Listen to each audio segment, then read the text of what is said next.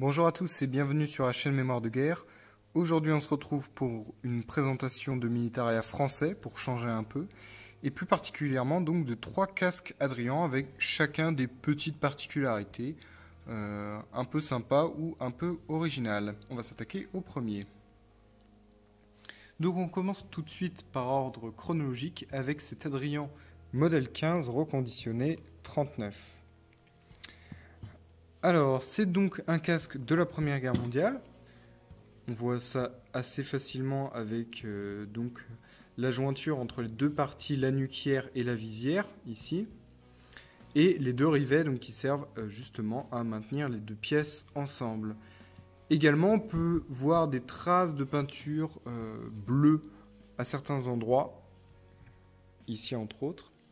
Et sinon, il a été entièrement repeint dans les années 30 ou à la mobilisation en kaki.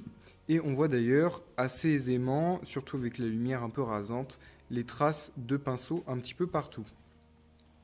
Donc sinon, il porte un attribut modèle 15 de l'artillerie, donc pareil, assez classique. Et c'est typique des casques que l'on pouvait retrouver dans les unités dites de série B ou au niveau de la ligne Maginot, etc., qui n'avaient pas forcément reçu des casques modèle 26. Donc on va passer tout de suite à l'intérieur. Alors, l'intérieur est dans l'état présent, c'est-à-dire plutôt très abîmé. Donc on peut voir tout d'abord qu'il y avait une jugulaire de modèle 15. Et l'intérieur, sinon, le cuir en lui-même, c'est celui d'un modèle 26 qui a été accroché tant bien que mal sur les gaufrettes du modèle 15. On voit d'ailleurs que tout n'a pas été repeint puisque l'intérieur est encore bleu horizon. Petit détail pour ce casque, on remarque les deux lettres M et F gravées dans la peinture qui sont donc les initiales du propriétaire du casque lorsqu'il était encore utilisé et en service. Alors oui, le cuir est donc très abîmé, on ne peut pas y faire grand chose, la jugulaire de même, simplement essayer de le laisser et de pas trop y toucher. On voit également qu'il est entièrement déchiré ici, au-dessus de mon doigt, et donc voilà, il a connu vraisemblablement des jours meilleurs. Passons tout de suite au second casque, qui nous emmène quelques années plus tard, puisqu'il s'agit d'un casque de la Libération. On fait donc un petit saut dans le temps de 4 ans pour arriver en 1944 à la Libération avec ce casque dit Provence. Alors effectivement on ne peut pas dater avec certitude la peinture ni quoi que ce soit. Néanmoins là il est dans une configuration typique de la campagne d'Italie ou du débarquement de Provence. Voilà des troupes de la première armée de Delattre. Alors, ce qui saute aux yeux, c'est bien sûr le filet de camouflage, qui est assez inhabituel pour un casque français, pour un casque Adrian. Ça aurait été sur un casque américain ou un casque allemand, voire même un casque britannique d'ailleurs. Ça ne nous aurait pas choqué plus que ça, mais là, effectivement, c'est assez inédit, dirais-je. Donc, on pouvait retrouver parfois des filets américains, des filets anglais sur des casques français, donc surtout campagne d'Italie, débarquement de Provence. Et là, écoutez, je ne saurais pas vous dire exactement si c'est un modèle précis militaire ou si c'est simplement un morceau de bâche de véhicule ou que sais-je qui a été accroché. En tout cas, ce qui est clair, c'est que le montage est vraiment ancien, ça se voit. On n'est pas sur quelque chose qui a été reconditionné de la sorte il y a quelques années pour faire monter les prix. C'est même pris dans les accroches, dans les lames ressorts de la coiffe. Donc je pense que c'est un montage qui est à quelques années et qui date voilà, très vraisemblablement de la guerre. Le filet a vraiment pris la forme du casque. Sinon, niveau peinture, on a également une peinture qui est assez particulière puisqu'on a un vert très clair, un vert, je dirais presque un vert lézard. Qui recouvre une peinture kaki plus foncée qui serait plus dans les teintes de l'armée française de 40. Donc là, pareil, la peinture verte claire rappelle le débarquement de Provence, la campagne d'Italie, comme le filet de camouflage finalement.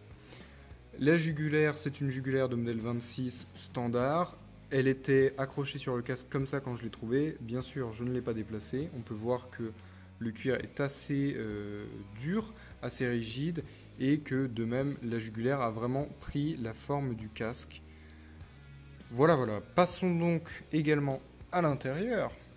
L'intérieur est beaucoup plus classique puisqu'il s'agit d'un intérieur de modèle 26 début Seconde Guerre, donc en cuir noir. J'ai rajouté l'intérieur, donc à la base c'était une coque vide.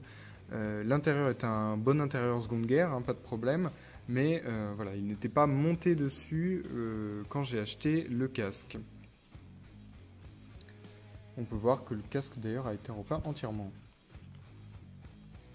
Cuir plutôt souple avec œillet en laiton et les lames ressort font encore bien leur taf.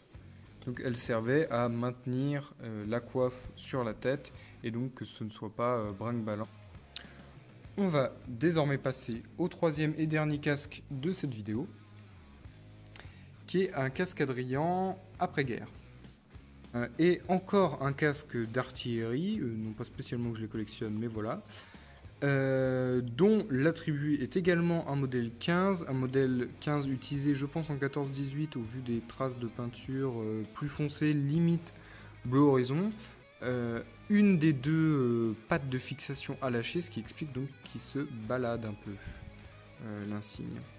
En tout cas, vraisemblablement monté également d'origine quand on voit les traces laissées par l'insigne. La jugulaire, c'est une jugulaire de modèle 26 Seconde Guerre, donc en cuir brun assez foncé. Elle est cependant plus fine que la précédente. Niveau peinture, on est sur un kaki, je pense 39-40, même si on a l'utilisation ici de peinture granuleuse, un peu façon casque américain ou casque allemand de l'époque.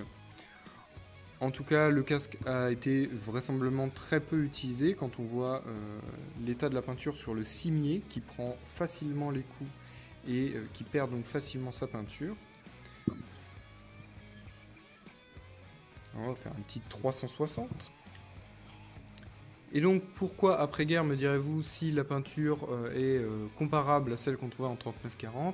C'est pour son intérieur qui est en cuir fauve. En cuir même, je dirais ici, jaune. Donc les intérieurs en cuir fauve ont pu très sporadiquement se trouver pendant l'occupation, donc pour les forces d'armistice, mais très clairement c'est plutôt une caractéristique des casques d'après-guerre, donc puisque le casque Adrian a été utilisé en Indochine et encore pour l'instruction à l'époque de l'Algérie, il me semble. Ici, on retrouve un tampon avec une date. Très franchement, je pense que c'est 47, ça peut être 41, bon, plus vraisemblablement 47. Donc. On retrouve également la taille de la coiffe, ici donc 58 pour le tour de tête. De même, les lames ressorts font encore bien leur job. On a une attache de coiffe qui a été modifiée, enfin qui a été remplacée ici. On voit une attache vraiment toute neuve qui a été replacée. Et sinon, pas grand chose à rajouter de plus. On a la marque du fabricant à l'intérieur, donc ici Carpentier. Et diverses inscriptions sur le cuir. Donc vous avez pu voir le tampon avec la date. On avait un tampon du fabricant, je suppose, ou du bureau d'habillement en tout cas, ici à Bordeaux. Donc voilà, extérieurement, je dirais bon pour la campagne de France.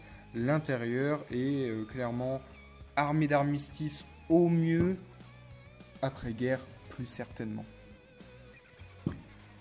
Donc voilà, c'en est tout pour cette petite présentation de différents casques Adrian. J'espère que ça vous aura plu. Ça change un peu du Militaria germain qu'on a pu voir pas mal là sur la chaîne. Et je vous dis à très vite sur Mémoire de guerre. N'hésitez pas à vous abonner et à commenter. Salut!